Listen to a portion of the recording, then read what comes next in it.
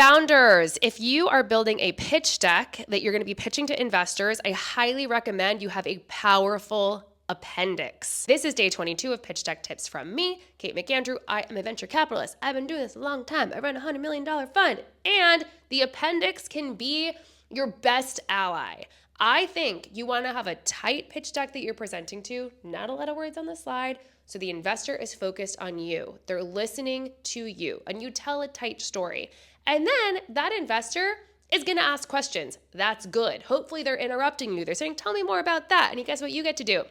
Flip to your beefy appendix that has all the charts, all the data, all the pieces of the go-to-market in depth that you can turn to depending on what the investor wants to know about. So you don't want to put all that detail in the main deck because it can be cumbersome and you actually don't know what that investor is really going to care about. So I really recommend a tight, clean pitch deck that you're telling the story with, and then an appendix that can support you as you're digging into depth. This is especially true when you're deeper in the diligence process. That first call, you might not even be using a deck. You might just be talking, connecting, telling the story. But as you get deeper into diligence, they're going to want to know things like your IP strategy, et cetera. And it can be very helpful to have supportive visuals when you're in those conversations. So tight deck, if you're even going to use it on the call, and then a really rich appendix that's going to be supportive as you're pitching live.